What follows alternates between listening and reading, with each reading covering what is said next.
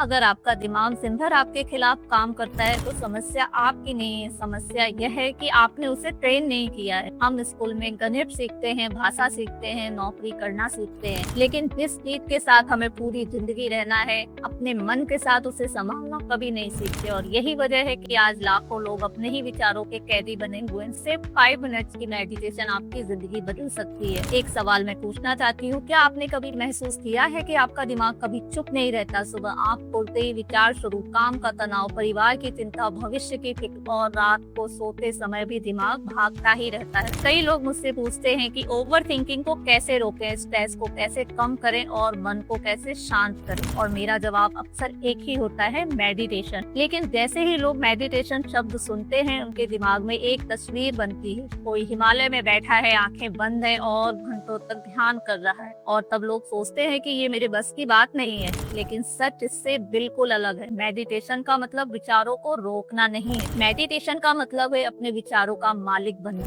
इसका मतलब है ध्यान देना। हम में से ज्यादातर लोग या तो पास्ट के पेन में जी रहे होते हैं या फ्यूचर की चिंता उन्हें खाए जाती है, बट प्रेजेंट में रहना तो लगभग भूल चुके हैं। मेडिटेशन आपको इस पल में ध्यान देना सिखाता है। जब आप इस पल में होते हो तो थॉट्स आपको परेशान नहीं करता, आप उसे देखते हैं और गुजर जाने देते हैं। न्यूरो साइंस में इसे कहते हैं SNS से TNS में shift. NSNS sympathetic nervous system यानी आपके अंदर का अर्थक्वेक से पैरासिम्पैथेटिक नर्वस सिस्टम यानी काम स्टेट में शिफ्ट होना। मैं आपको मेडिटेशन की सबसे आसान तकनीक बताने वाली हूँ। कोई मंत्र नहीं है, कोई कठिन आसन नहीं है, कोई भी आध्यात्मिक ज्ञान नहीं है, सिर्फ 5 मिनट्स ध्यान देना। स्टेप 1, आराम से बैठिए। सबसे पहले ये भूल जाइए कि मेडिटेशन के लिए पालथी मारकर जमीन पर बैठना जरूरी है। अगर आप कुर्सी पर बैठे हैं तो आराम से बैठ सकते हैं, अगर सोफे पर आपको आराम है तो आप वहीं बैठिए। मेडिटेशन में सबसे इम्पोर्टेंट आपकी पोजीशन, आपकी मुद्रा नहीं, आपकी जागरूकता है। स्टेप 2, सिर्फ 5 मिनट्स। लोग शुरुआत में ही 30 मिनट्स का लक्ष्य बना लेते हैं और फिर 3 दिन के बाद ही उसे छोड़ देते हैं। मैं आपको सिर्फ 5 मिनट्स का चैलेंज देती हूँ, सिर्फ 5 मिनट बस। इतना समय तो हम इंस्टाग्राम रील्स में खर्च कर देते हैं।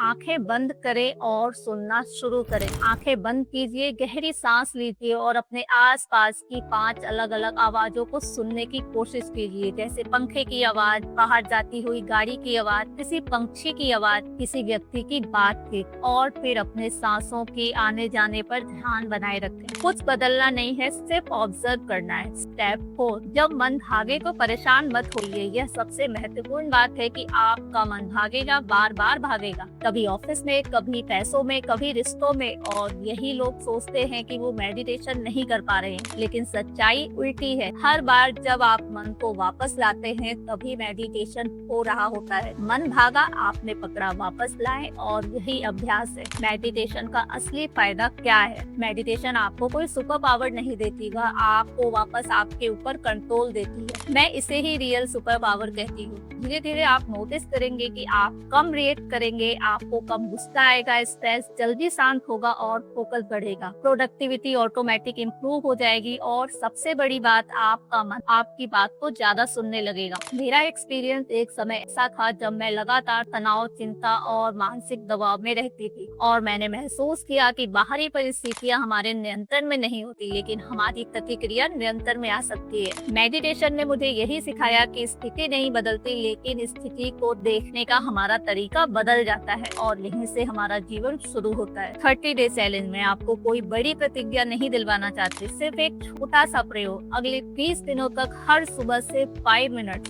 बस 5 मिनट मेडिटेशन कीजिए और फिर खुद से पूछिए कि क्या मैं पहले जैसा हूँ। और मुझे पूरा विश्वास है कि आप अपने अंदर बदलाव महसूस करेंगे, क्योंकि मेडिटेशन कोई धार्मिक क्रिया नहीं है, ये मेंटल फिटनेस है। जैसे शरीर को एक्सरसाइज चाहिए, वैसे ही दिमाग को मेडिटेशन चाहिए। अगर आप आज से यह चैलेंज शुरू कर रहे हो तो कमेंट में लिखिए 5 मिनट्स फॉर माई माइंड। और वीडियो पसंद आया हो तो लाइक, शेयर और सब्सक्राइब जरूर कीजिए। मिलते हैं अगले वीडियो में।